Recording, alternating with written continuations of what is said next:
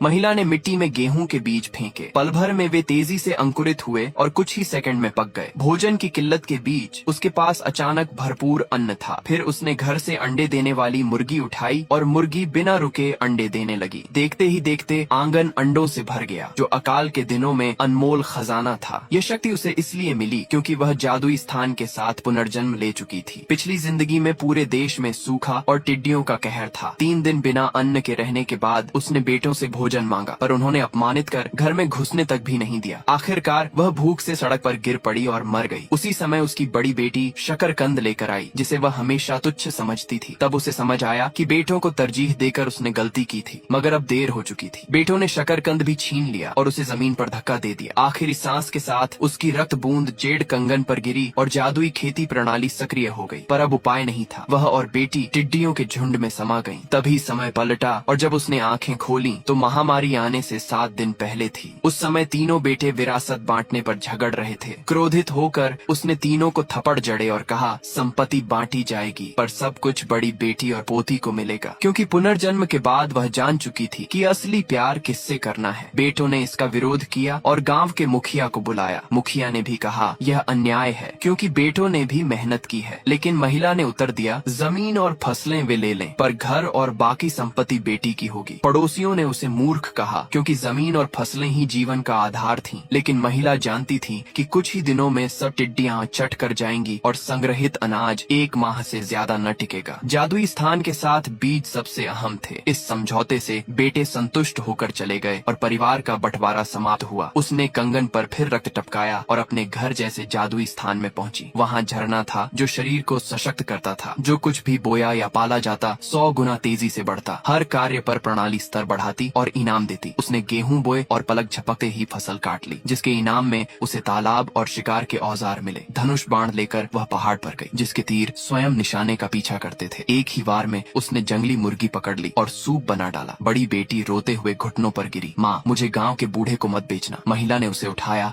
और कसम खाई कि अब कभी उसे मजबूर नहीं करेगी। उससे कहा, तुझे सबसे अच्छी जिंदगी दूंगी। बेटी ने झिझक कर हामी भरी। कुछ ही समय में परिवार की चर्चा गांव भर में फैल गई। ईर्ष्यालु लोग सह न सके और अपनी मुर्गियां मार डाली, ये जाने बिना कि वही महामारी में उनकी आखिरी उम्मीद थी। अगले दिन महिला ने मुखिया को सूखा और टिड्डी हमले की चेतावनी दी। मुखिया ने यकीन न किया, पर उसके जोर देने पर मान गया। इस बीच महिला अंडों की टोकरियां जमा कर रही थी, जिससे पति और बेटी हैरान थे। बाद में वह नदी पर गई और बिना चारा लगाए इंद्रधनुषी मछली पकड़ ली। कार्य पूरा होते ही 50 पकी कार्प उसे मिली, जो टोकरी में कूद गईं। ग्रामीण आश्चर्यचकित रह गए। फिर आखिरकार विपत्ति का दिन आया, लेकिन महिला के पास पर्याप्त भंडार था। पड़ोसी शंका में थे क्योंकि उस दिन असामान्य गर्मी थी। सब इकट्ठे होकर चर्चा करने लगे, कहीं सूखा सच तो नहीं है। मुखिया बोला, जब आपदा आएगी तो पत्थर पर अंडा पक जाएगा। उन्होंने अंडा लाकर पत्थर पर तोड़ा। कुछ ही मिनटों में वह पक गया। सब हैरान थे और तभी टिड्डियों का काला बादल आसमान ढकता हुआ गांव पर टूट पड़ा। उस पल सभी को विश्वास हुआ, महिला सच कह रही थी।